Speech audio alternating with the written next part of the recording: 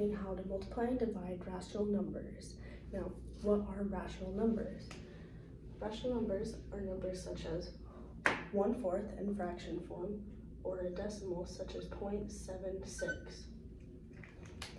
Now, let's remember that an integer is a whole number such as 1 or even 17. Now, you can multiply and divide rational numbers using the same concept as multiplying integers. Now, integers and rational numbers can be multiplied and divided the same, which also means if you have two numbers with the same sign, it's going to be a positive answer. And if you have a number with one sign and a number with another sign, and you're multiplying or dividing them, that's going to be negative. Same sign is positive, different signs is negative. To multiply two fractions, you're going to multiply the numerators first and then the denominators. So let's do an example. 2/3 times 4/5. So first we're going to do 2 times 4 because they are the numerators. 2 times 4 is 8. And now we're doing the denominators. 3 times 5 is 15. Now we can try to simplify it. This cannot be simplified, so this is our answer. To divide two fractions, we're going to flip the second one and rewrite it as 1/7 times 5/4. And now we'll multiply just like we normally do. So 5 times 1 and 7 times 4. And then simplify. But that's our answer because that cannot be simplified any further. So what we did there is we changed the second fraction to its reciprocal and then multiplied, keeping the dividend the same. To divide a decimal by a whole number, we're going to bring up the decimal point. So let's bring up the decimal point. And then we're going to divide as normal now. So how many times does 2 go into 6? That's 3 times. So write 3 up here.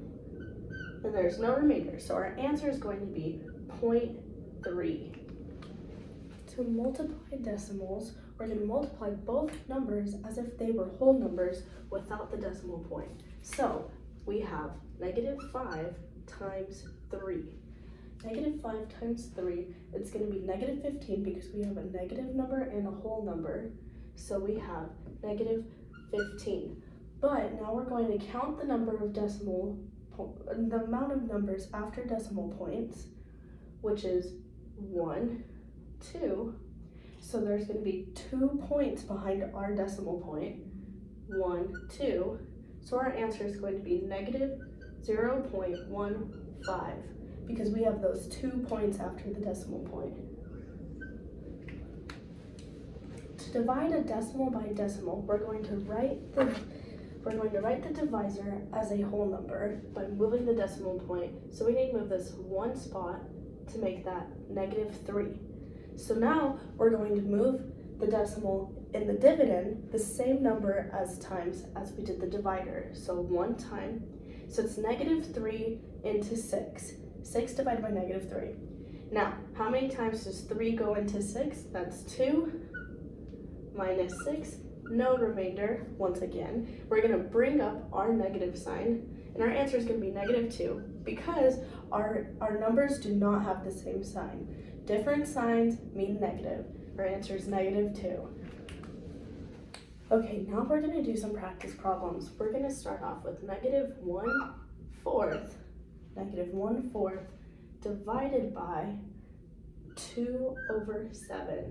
Okay. So we are dividing, so we're going to flip this one. So that's going to be -1/4 times 7/2, which equals 7 times 1, that is 7.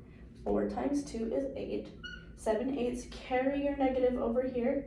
That's -7/8. We cannot simplify that. So -7/8 is our answer. And for our last example, we're going to do -1.2 times -3. So I'm going to just go ahead and rewrite that. And we're going to multiply this as normal, as if there was no decimal point. So 3 times 2 is 6, 3 times 1 is 3, and there is 1 decimal point. So we're going to put 1 decimal point in our answer, so 3.6. And both of these were negative, so it's going to make a positive answer. Our product is 3.6.